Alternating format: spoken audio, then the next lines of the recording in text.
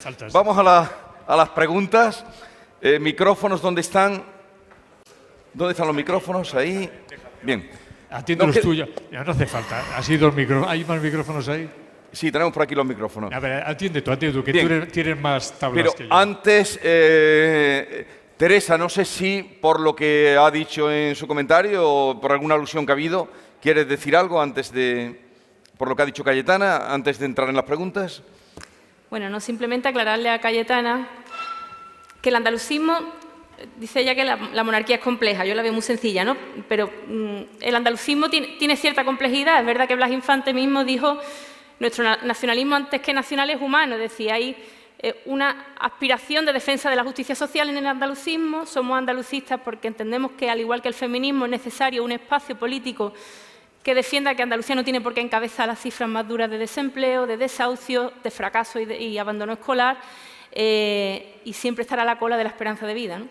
El andalucismo tiene que ver con eso y es una aspiración universalista, no excluyente, con voluntad de, ya digo, de humanismo.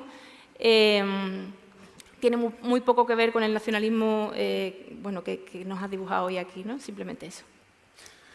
Vamos a las preguntas. ¿Quiere decir algo? Sí, pero no veo por qué eso es incompatible con formar parte de una nación española y crear lo mismo para los extremeños, los murcianos. O sea, la idea de que hay que ir a una España confederal, como decías, federal confederal, cuando se dice federal en España suele querer decir confederal, ¿no? Es un eufemismo que utilizamos, porque en el fondo federal, pues, como me dijo un día Stefan Dion, líder canadiense, promotor de la ley de claridad, en España me dijo: tenéis un sistema, en fin, salvo el nombre, federal, autonómico, ¿no? Descentralizadísimo, etcétera, ¿no?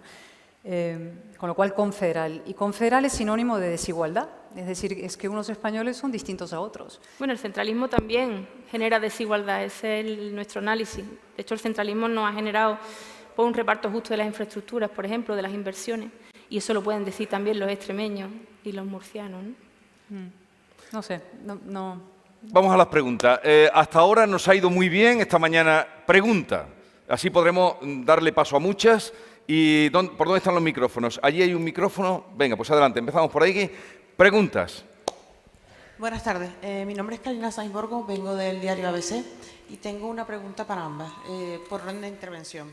La primera para Teresa Rodríguez, que asumía o aludía y señalaba en la monarquía como institución un concepto que elude lo democrático. Hablaba de la necesidad de consultar, de las consultas, digamos, que vienen muy del espíritu del 15M, de esta idea asamblearia y plebiscitaria.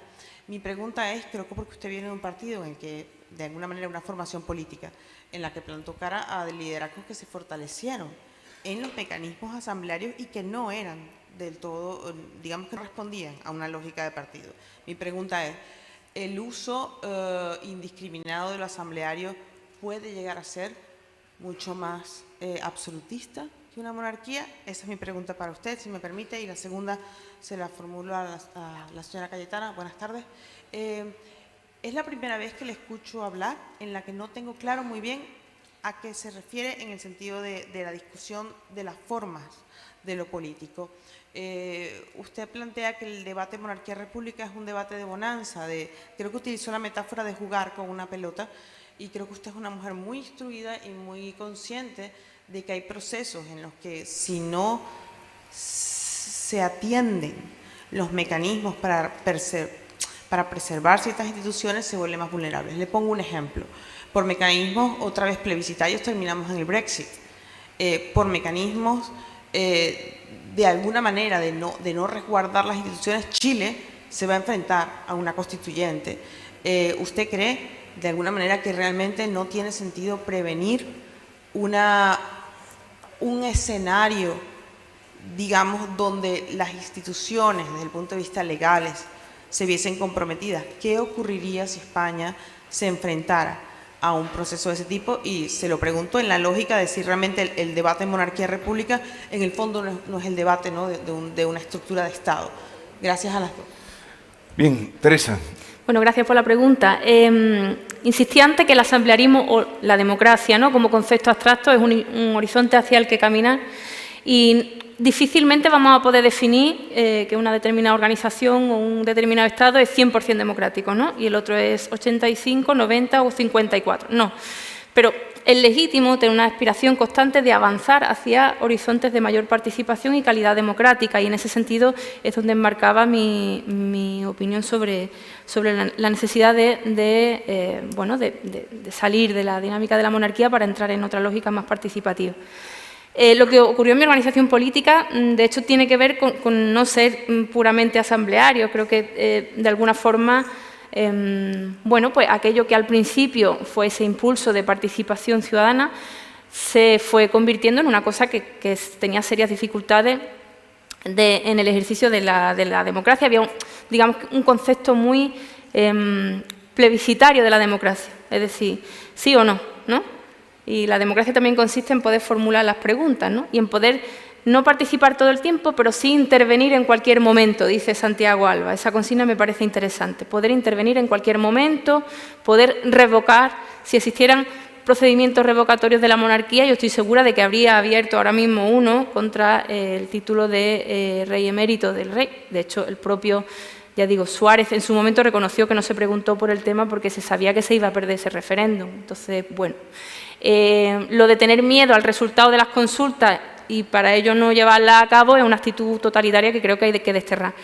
La propia Cayetana antes reconocía que dentro de su propia organización pues faltaba espacios de deliberación, de debate público, de reconocimiento de su pluralidad y de democracia en la toma de decisiones. Pues compartimos esa inquietud, ¿no? Por generar estructuras más participativas y democráticas y más libres, ¿no? Sí. Cayetana. No, a ver, prevenir, claro, y ser conscientes. Yo he explicado con claridad que lo que está en juego en España no es monarquía-república, lo que está en juego es democracia sí o no. Democracia o una especie de pseudo-implosión confederal donde la democracia, los derechos democráticos no se respeten en aquellos territorios que deciden implosionar.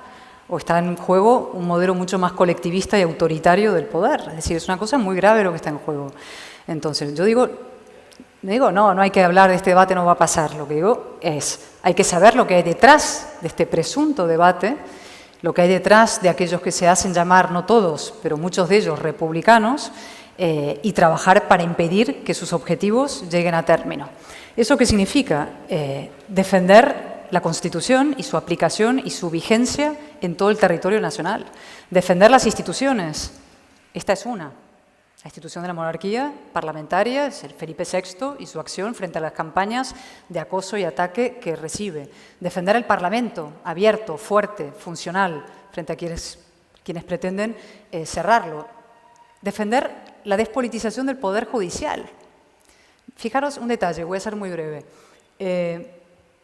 Cuando el golpe en Cataluña se puso en marcha, lo primero que hicieron fueron las leyes de transitoriedad, el 6 y 7 de septiembre de 2017. ¿Qué hizo el presuntamente republicano Esquerra Republicana y el presuntamente republicano Carles Puigdemont? Coger para sí, para el Poder Ejecutivo, en este caso de Puigdemont, el Poder Judicial, ponerlo bajo su tutela. Pasó a ser él la figura que encarnaba el Poder Judicial transitoriamente en Cataluña. Eso es que ni el rey, no es que no Felipe VI, pero es que ninguna figura. O sea, eso es de zares, el zar Carles I de Cataluña, ¿no? O sea, eso es lo que está en juego de verdad, ¿no? Y otra anécdota también. Fijaros lo que hizo Pedro Sánchez respecto a Felipe VI y los despachos judiciales en Cataluña. Impidió que fuera el rey a la entrega de los despachos judiciales, a la entrega a los nuevos jueces en Cataluña, en septiembre del año 20, por exigencia de sus socios. ¿Por qué? Porque la presencia del rey en Cataluña, como garante del Estado de Derecho y máxima autoridad judicial, era un refuerzo al Estado que precisamente nos hace iguales ante la ley. Y Pedro Sánchez, por exigencias de sus socios, impidió que fuera el rey a la entrega de esos despachos judiciales. Es decir, lo que está en juego es muchísimo más serio que la pura cáscara de decir monárquicos de un lado, republicanos de otro. Y si vamos al meollo de la cuestión, que es la vigencia del orden constitucional, veremos que hay una gran mayoría de españoles, creo que estamos de acuerdo en protegerla. Si simplemente lo dejamos en lo binario, monarquía o república, acabaremos con cifras efectivamente que parten la sociedad española en dos. Seguimos. A ver.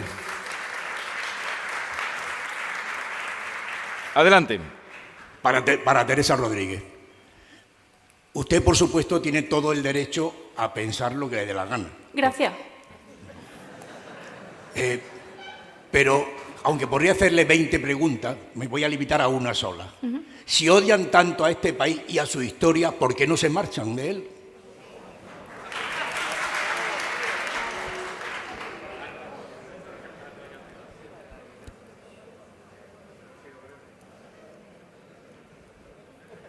Adelante. ¿De verdad tengo que responder a eso?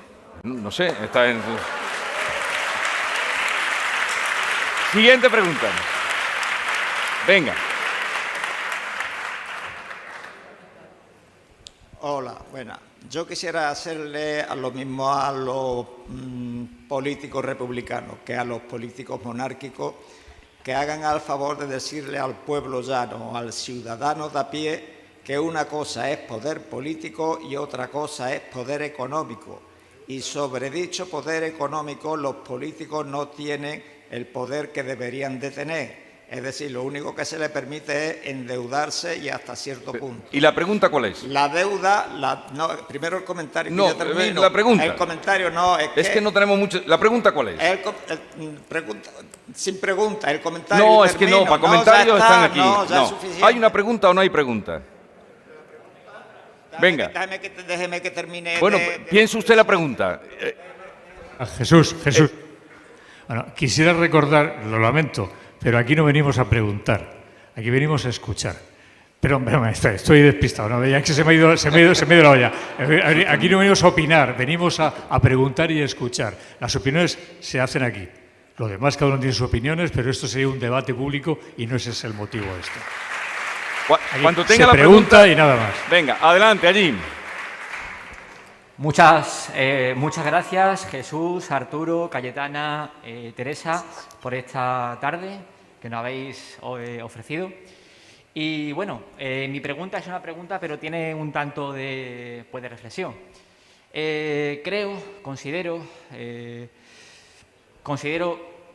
Me siento triste, porque considero que estoy en una España polarizada, de grandes contrastes. Considero que los partidos políticos Pero la pregunta actuales... ¿cuál es? Pero esto iba muy bien, no sé qué está pasando esta tarde. La pregunta.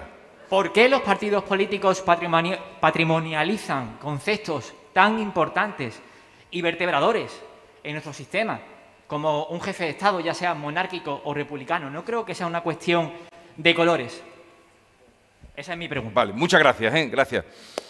Venga, ¿quién empieza? Cayetana, ¿tú? A ver, esto me recuerda a una entrevista que me hicieron una vez en la tele, cuando salimos un grupo, por cierto se me olvidó citar a Paula Añó en la lista de personas que promueven esta iniciativa que os he contado hace un momento, que es la persona más importante porque es la que lo ha de verdad impulsado, ¿vale? Es una joven catalana. Y esto me recuerda a lo que tú has dicho, una cosa que me pasó en una entrevista cuando habíamos impulsado otro grupo de personas, una iniciativa similar en defensa del rey, ¿vale? Un vídeo donde decíamos Viva el Rey, porque había un momento de gran campaña contra Felipe VI. Entonces voy a una entrevista en Televisión Española por la mañana y entonces la entrevistadora me dice, pero oiga, ¿no cree que ustedes hacen daño a la monarquía defendiéndola?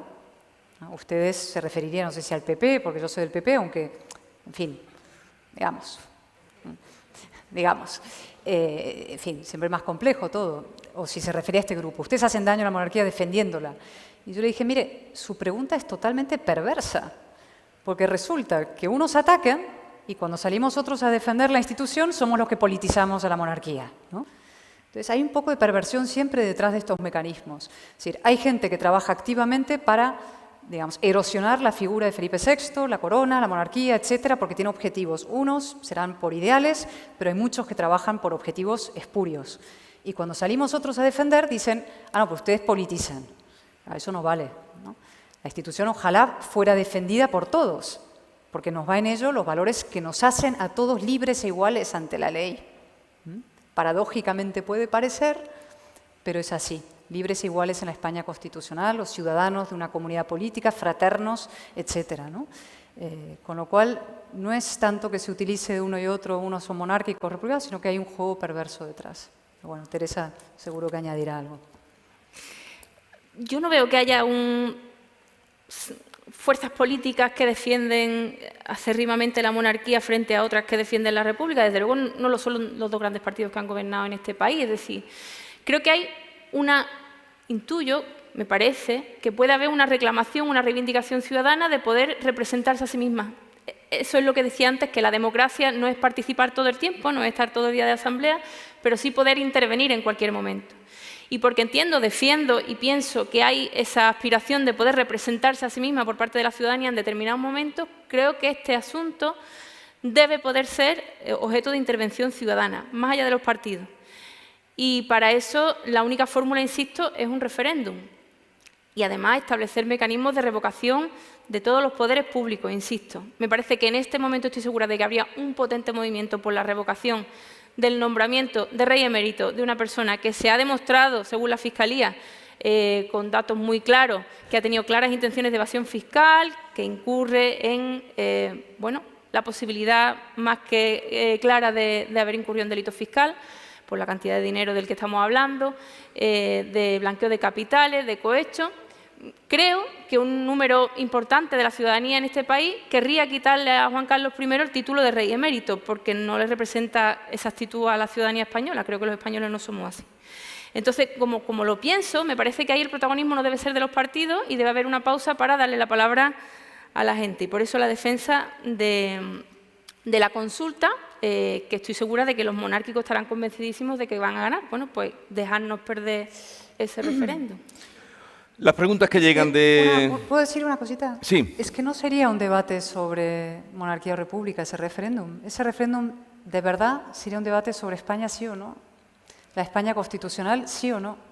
Ese es el problema, la España constitucional lo que estaría en juego de verdad. No es un juego monarquía y república, ese juego binario serían 4 los que lo juegan, pero las fuerzas políticas que están de verdad promoviendo este tipo de movimientos, lo que buscan es cargarse la España constitucional, no acabar con los Borbones. Es otra cuestión.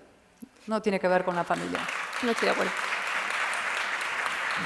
Dice Teresa, no está de acuerdo. Bueno, preguntas... Eso es pensar que España en sí es monárquica per se, que la mayoría de la población va a ser siempre monárquica y que no se le debe preguntar. Y creo que es tratar a la gente como si fueran niños pequeños. Preguntas. No solamente tenemos preguntas de redes, sino que hemos llenado la sala contigua del teatro y nos han llegado también preguntas desde allí, así que voy a intercalarlas y... Pues saludamos, porque no los veis, Sí, pero el teatro claro, también está lleno. no los vemos, pero está lleno el teatro. Entonces, el teatro de allí. Venga, sí, pregunta. mira, pues una pregunta del teatro que además es para las dos, que dice, en caso de reformar nuestra Constitución y pasar a una república, ¿en cuál debería inspirarse? Y que muchas gracias por asistir. ¿En cuál? En caso de Es que se oye que llegara regular. una república, ¿en cuál deberíamos inspirarnos? ¿En cuál debería inspirarse? ¿La monárquica República Francesa? ¿Esa sería tu respuesta, Teresa? Hay modelos interesantes. Creo que deberíamos construir nuestro propio camino. Sería lo más interesante hacer pues, un proceso constituyente donde decidiéramos cuál es nuestro modelo de representación pública, ¿no? Desde esa base de abrir los candados de la transición, de cuando teníamos miedo y no se podía preguntar. Dicho esto, existen fórmulas interesantes. Ya digo, el hecho de que haya estados donde hay república y no necesariamente hay un presidente de la república laureado con todo su gabinete, sino existen fórmulas de representación más plurales, como la de Suiza, por ejemplo, en algunos sentidos, donde hay pues una jefatura del Estado plural. Me parece que es interesante eso. O otros modelos donde efectivamente los territorios tienen mucho protagonismo y no el Senado que tenemos, que debería ser ese espacio de articulación territorial, de cohesión territorial del Estado y que no lo es. Yo vuelvo a lo anterior. ¿Por qué siempre estamos creyendo que lo nuestro no es bueno y hay otras cosas fuera mejores? Ya he dicho que deberíamos construir nuestro propio modelo, me parece lo más interesante. Es que hemos creído, sí, pero no te contestaba a ti, a la pregunta en sí, ¿no? Deberíamos inspirarnos en algo de fuera, ¿no? La broma de la monarquía. O sea, nuestra monarquía parlamentaria está entre las grandes democracias del mundo según todos los indicios, ¿no? Los índices que se hacen, Freedom House, El Economist hace poco, están también otras que se han citado aquí, ¿no? Dinamarca, el Reino Unido, etc. Pero siempre tendemos a mirar lo malo, ver lo que va mal, cómo funciona, intentar tumbarlo, mirar modelos fuera, inspirarnos en otras cosas. Es la letanía del fracaso español, ¿no? cuando tenemos problemas de verdad. Y no solamente problemas nuestros concretísimos, es decir, aquí fuera, cuando salgamos a la calle, un problema de la luz, de la energía, del abastecimiento, de las pensiones, de la educación, temas gordísimos, sino que además este debate que estamos teniendo, pero por un lado, esconde uno mucho más profundo sobre el devenir de las democracias y si las democracias van a sobrevivir a los movimientos identitarios, nacionalistas y populistas que están al acecho en buena parte del mundo y que están agresivamente actuando en un rincón de Europa muy cercano, ¿no? Entonces creo que hay que levantar un poco la vista a veces, ¿no? Salir de nuestro ombligo y ocuparnos de lo importante que está ahí fuera en la calle y lo importante que está pasando estructuralmente en Occidente, en España, en Europa en estos momentos. Y nos vamos a dar cuenta que tenemos tareas inmensas, mucho más urgentes y mucho más importantes que derrocar a un rey y traer una república que no nos va a garantizar absolutamente, necesariamente nada mejor de lo que tenemos. Pero nada, ni una garantía de que sea mejor de lo que tenemos. Bueno, seguimos. ¿Otra pregunta? Sí. Y ahora de las redes sociales, esta era del teatro, pues mira, tenemos una para Cayetana que dice que cuando habla hace referencia a valores republicanos, ¿de qué cree que carece nuestro país para no merecer de estos valores, hablando de ellos como algo positivo? ¿De qué? A ver, ¿De qué cree que carece nuestro país para no merecer esos valores republicanos como algo positivo? De un exceso de nacionalismo. España hizo una transición de la dictadura a la democracia, pero no de una política identitaria a una política puramente cívica para ciudadanos libres e iguales. Es decir, arrastramos las políticas identitarias antes en el franquismo y ahora en las periferias nacionalistas identitarias que atropellan los derechos y las libertades de las personas en nombre de una nación mítica a la que, en fin, todo está sacrificado, la libertad, la igualdad, incluso la prosperidad de la gente, a esa construcción nacional. Eso es involución, eso es retrógrado, eso es reaccionario. Y tenemos muchos de esos reaccionarios en España. ¿Cuál es el problema? Que les llamamos modernos, les llamamos moderados, les llamamos centristas, y los reaccionarios y radicales en España son los que reparten carné de demócratas en el conjunto de la población. Entonces, cualquier persona que se enfrenta a los nacionalistas, que son reaccionarios, es tachado de facha. Esa es la perversión y el inaudito problema español, que, insisto, los moderados son tachados de fascistas por parte de los reaccionarios y radicales. ¿Quieres apuntar algo, Teresa? Yo estoy de acuerdo en una cosa que ha dicho Cayetana, y es que el mayor problema que tenemos ahora mismo en este país no es efectivamente la disyuntiva entre monarquía y república. De hecho, bueno, pues soy invitada a este debate que me parece muy interesante, pero no intervengo desde la premisa de que sea el problema más grande que tenemos, ¿no? Bueno, cuando se da ese debate doy mi opinión. Dicho esto, tampoco Cataluña es el problema omnipresente que tenemos todos los días todos los españoles. No es cierto. Y durante un tiempo la cuestión catalana ha estado marcando absolutamente todo el debate público del conjunto del país. Y creo que eso nos ha hurtado el debate a otras comunidades autónomas, a otros espacios, para poner sobre la mesa nuestras legítimas reivindicaciones. Y creo que ya está bien de eso. Dicho esto, los nacionalismos, el nacionalismo español también está en boga. Un nacionalismo español, españolista, vinculado a lo reaccionario, vinculado a lo excluyente, a lo segregador, vinculado a negarle la españolidad a todo lo que no sea blanco, católico y castellano parlante. Me parece que de esa lacra no hemos hablado, y si queremos hablar de las lacras del nacionalismo, esta sin duda es una de ellas creciente. Es decir, espero que reconozcas también, y no sé qué opinión tendrás, sobre la existencia de un nacionalismo excluyente, que ojalá no lo fuera, ¿no? Que la españolidad no estuviera vinculado a eso, que está defendiendo en estos momentos alguna organización política y su movimiento social, y que, bueno, de la que quiero, en este caso, también diferenciarme, como tú lo haces con Cataluña una y otra vez. Bueno, seguimos. A ver, por allí, venga. Adelante, pregunta. Muy buena, me llamo Pablo y tengo dos preguntas. Una es, teniendo en cuenta que la mayor parte de las repúblicas autoritarias que se han producido se llaman repúblicas democráticas, hay una pregunta que tiene que estar relacionada con que si la república garantiza la democracia. Es decir, hay una pregunta, claro, una pregunta que está relacionada con qué es la democracia, que es algo que se está ahora mismo, claro, y que ahora mismo desgraciadamente está muy en discusión, puesto que hay muchas alternativas totalitarias, que llamamos populistas, pues llamarlas algo, pues son alternativas totalitarias.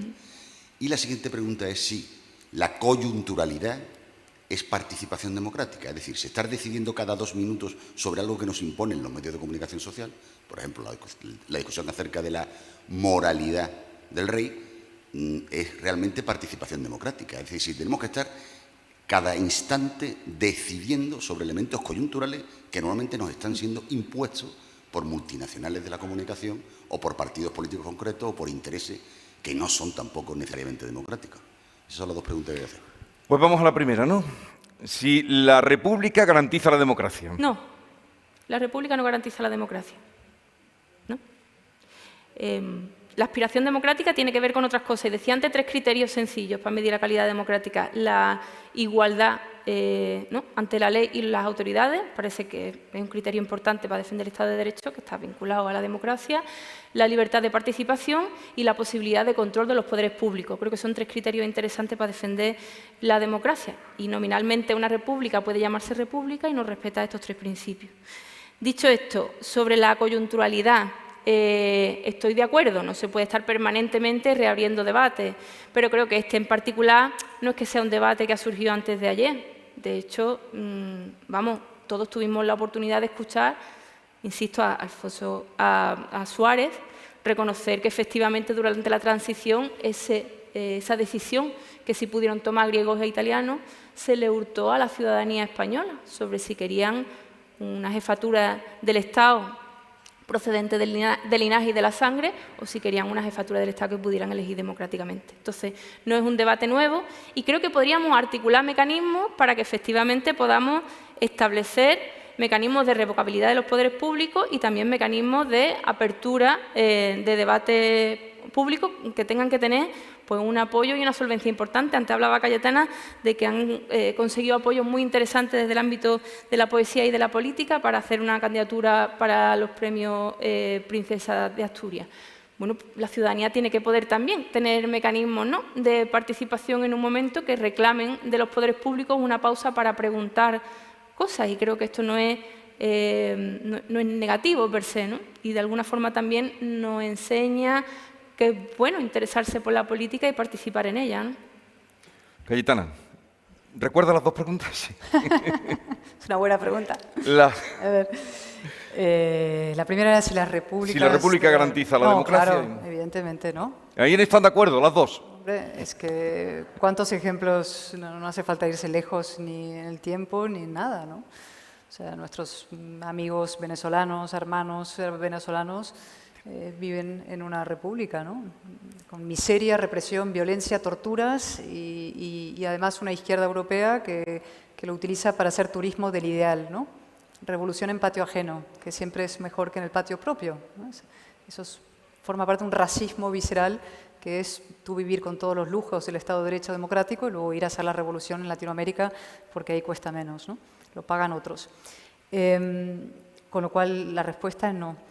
Y luego preguntabas sobre sí, si hay que estar permanentemente... No, también hay que mantener una visión. Tienes toda la razón en apuntar eso, ¿no? También hay un negocio en torno a todas estas historias, negocios mediáticos y negocios de clics y de shares y de cosas y de morbos que generan, etcétera. Esto no resta ápice a que los hechos deben ser hechos y deben ser analizados y deben ser juzgados y debe haber una opinión pública fértil y exigente, ¿no? Es fundamental, y alerta y con los ojos bien abiertos e informada, ¿no? Pero es verdad que también esto puede derrapar a veces en una parte de negocio que no beneficia a nadie cuando tenemos problemas gravísimos. Y lo que es todavía peor es cuando desde la propia política se puede utilizar esto de manera obscena para desviar la atención de otras cuestiones, ¿no? Que eso también pasa. Y luego, solo un apunte a una cosa, me he quedado con las ganas de contestar a Teresa una cosa sobre Cataluña, ¿no? Yo entiendo que desde otras partes de España pasa, ¿no?, el cansancio sobre lo catalán, ¿no? Pero es que es sobre nosotros mismos, es nuestra democracia, nuestras libertades lo que está en juego, ¿no? No la de unos catalanes que viven por ahí lejos en un sitio y que es un rollo el asunto, ¿no? Cuando hablamos de democracia y se nos llena la boca y las libertades y los principios, eso es lo que está realmente en juego. Y en el caso de Cataluña, precisamente los más desfavorables, porque es la población, hijos de inmigrantes de Andalucía, muchos de ellos, los más perjudicados, desamparados, apaleados por el nacionalismo elitista esa sí es la gran casta española, ¿no? Eso sí que han hecho negocio a costa de los derechos básicos de la gente más vulnerable. Y, por tanto, nos tiene que importar aquí. A veces puede cansar, pero tiene que importarnos tanto aquí como allí. Son nuestros compatriotas. Y uso la palabra no conciudadanos, sino compatriotas aquí, porque la palabra patria tiene un sentido. De hecho, si la izquierda española, un sector de la izquierda, cuando surgió Podemos, que hubo un cuarto de hora en la que parecía que iban a usar el tema de la patria, ¿no? Pablo Iglesias se paseaba con la bandera de España, dijo patria en 2 mítines y luego, ¡pum!, se olvidó del tema de la patria, ¿no? Volvió a la deriva esta reaccionaria identitaria de la izquierda. Yo tengo buenos amigos que eran catalanes, de hecho, muy de izquierda, que vieron esos primeros indicios de Podemos con gran esperanza, porque pensaron, aquí ha surgido por fin una izquierda nacional, ¿no?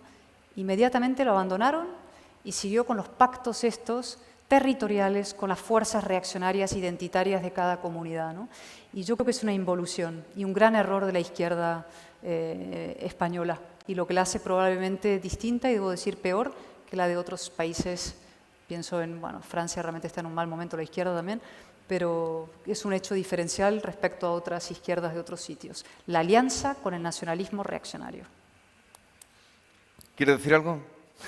No, a mí me gusta más el concepto, un concepto de país que no tiene que ver con la obligatoriedad o con la imposición, que tiene que ver con el cuidado de la ciudadanía. Y eso, para mí, sí es el debate de fondo. La gente se siente cuidada en este país, tiene cubiertas sus necesidades básicas, tiene empleo, tiene... yo entiendo que Cataluña es un problema importante, pero es que aquí estamos todo el rato rozando el 50% de niños y niñas en riesgo de pobreza y de exclusión. Entonces, el conflicto catalán es un conflicto histórico sobre el que hay que hablar y que hay que resolver, pero también nos tenemos que ocupar de nuestros propios asuntos, el resto del país. Bueno, a ver, otra pregunta, ya vamos a ir terminando, porque están ustedes comportándose de maravilla. Hay nivel aquí, más que esta mañana. Uf.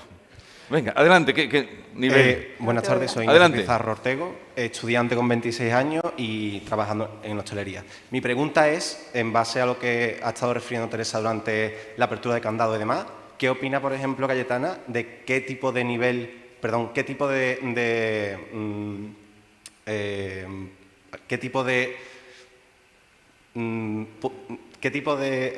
políticos o qué tipo de modelo social político debería establecerse para evitar que una madre de 55 años, con un SAE dándole las espaldas, esté buscando un paro bimensual y que, por ejemplo, estemos a punto de pagar casi 2 euros por un litro de gasolina? Mi pregunta es, ¿qué debería de establecerse a nivel nacional para un estudiante que ve ese tipo de problemas en su familia y en su entorno? Bueno, eso no tiene que ver con el debate monarquía-república, no, precisamente. Es decir, esa pregunta está bien, es correcta. Es decir, eso tiene que ver con los debates contemporáneos. ¿Qué políticas económicas hacer? ¿Hasta dónde puede llegar nuestro estado del bienestar? ¿Cuánto vamos a poder pagar ese estado del bienestar con la ayuda de fondos europeos? ¿Nos van a seguir dando fondos europeos y para qué proyectos? Todos estos asuntos son las claves, ¿no? ¿Qué tendrá que ver esto con la monarquía y la república? Nada. Esas preguntas que tú haces son las legítimas y las correctas y las que van al grano del asunto y los problemas que tú tienes. Entonces ahí podemos empezar a entrar a debates de otro tipo, es decir, más libertad económica, menos libertad, más intervención del Estado, menos Estado. ¿Vamos a hacer políticas keynesianistas para salir del agujero en el que nos vamos a meter ahora? ¿O vamos, en cambio, a hacer otro tipo de políticas? ¿Vamos a reducir impuestos o vamos a aumentar el gasto? O sea, estas son las preguntas del debate contemporáneo, ¿no? También lo tocaremos. Pero Sí, vamos, nosotros hacemos unas jornadas al año. Para otra jornada, te iba a decir.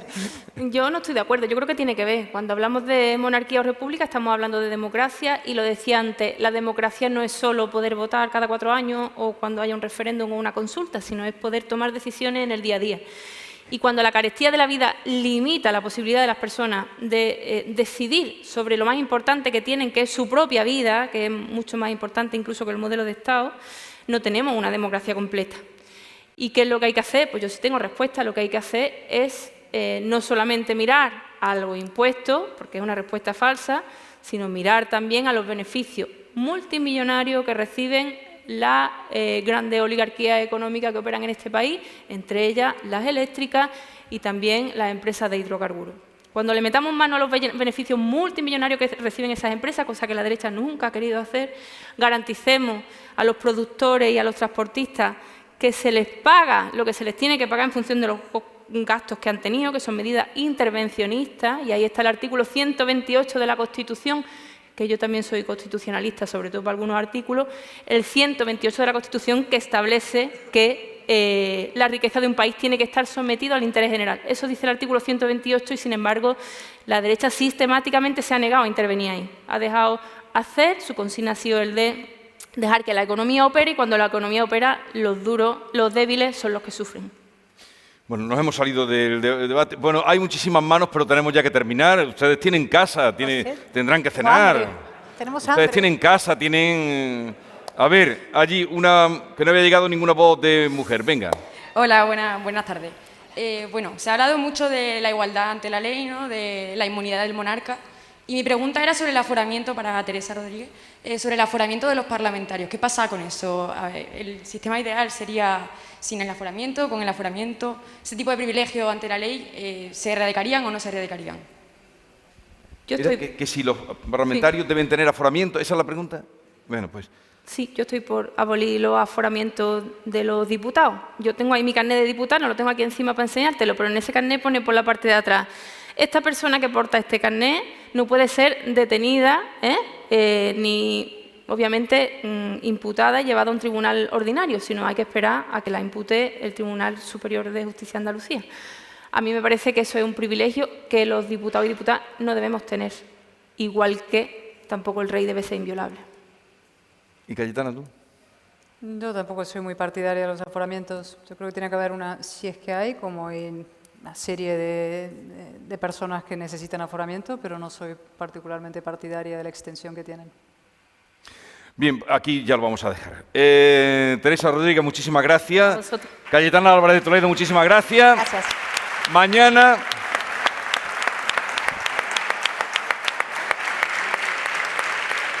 Mañana a las 11 retomamos. Gracias por la asistencia y hasta mañana.